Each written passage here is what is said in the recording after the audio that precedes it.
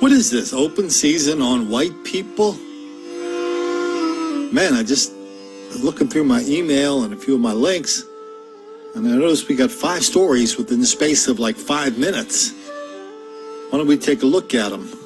Starting out in a suburb of Detroit. A little bit too easy. But watch this fella. I don't know if it's a fella or a lovely lady, to tell you the truth, but he, she, it is very big. Chase a couple of white people across the intersection and steal their purses. Now let's take a look at some new video released late Friday by Detroit Police Department of a robbery just off Michigan Avenue in Corktown. They want your help in trying to find the thieves. Now, this is a little frightening. It happened right across from Slow's Barbecue on Michigan Avenue near Roosevelt Park back on November 8th. You can see the victims trying to get away, but one of the robbers pulls a gun and takes their purses. If you know anything about this, please call DPD. Now take a look at these 2 still photos of suspects. Police got these shots when they used one of the victim's credit cards at a gas station. Good evening, Devin. Police tell me that second suspect is a woman, and she was a patient here at this doctor's office, and tonight she is in jail.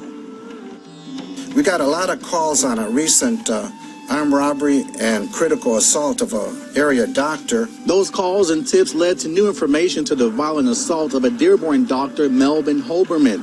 Local 4 told you about the attack last month.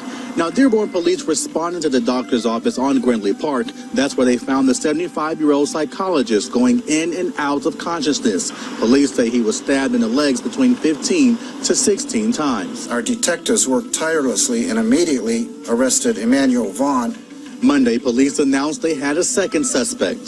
The investigation did in fact continue, and I want to report today that a second subject, Jasmine Moore, has been arrested in connection with that crime.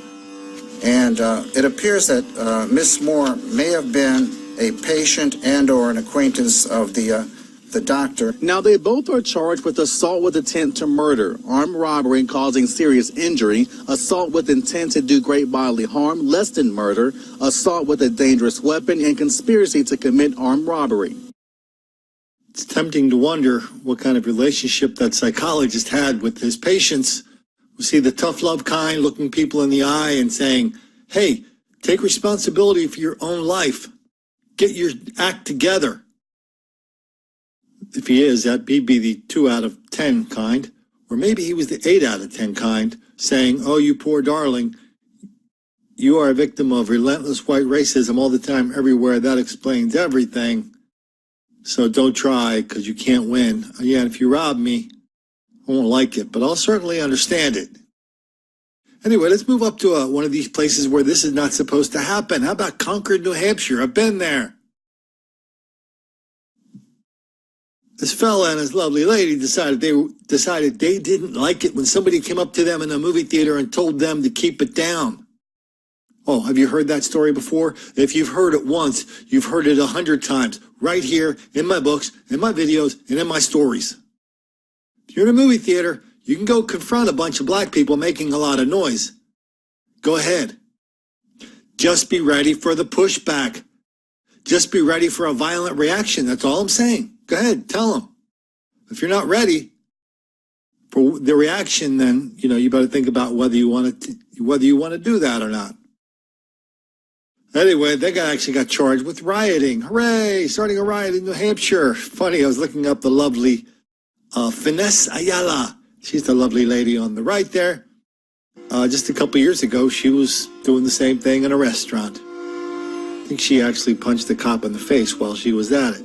She was in a fight. That wasn't a fight. That was a full-on assault. Why don't we move over to Chicago, to the Loop, the upscale area, the place where nothing is ever supposed to happen because black people commit crime on black people in black neighborhoods and white people commit crime on white people in white neighborhoods. That's why in this neighborhood, according to the theory, there should be roving groups of white kids roaming this neighborhood, beating the hell out of commuters, beating the hell out of people just going outside to have some lunch. That doesn't happen. What does happen in Chicago, according to the CWBChicago.com, great news site, is that this group of fellas just came across a guy eating his lunch. It's like, hey, you're eating your lunch. That's what you do. We are going to assault you within an inch of your life because that's what we do. What got my attention was how it happened again the next day. Another mob attack. A large group of offenders who robbed him. Blah, blah, blah, blah, blah, blah. Last, they all had dark clothing. They were black men, dark clothing. One of them had dreadlocks. Please, sir, I want some more. So we know the numbers. I mean, we know enough about the numbers to know that the numbers are wildly out of proportion. Is this kind of thing happening 10, 15, 20 to 1, black versus as many times as the white people do it? Oh, hell yeah, easy.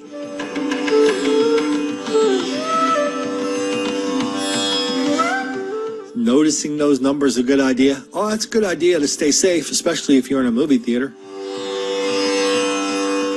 But only if you don't want to make the black kids angry.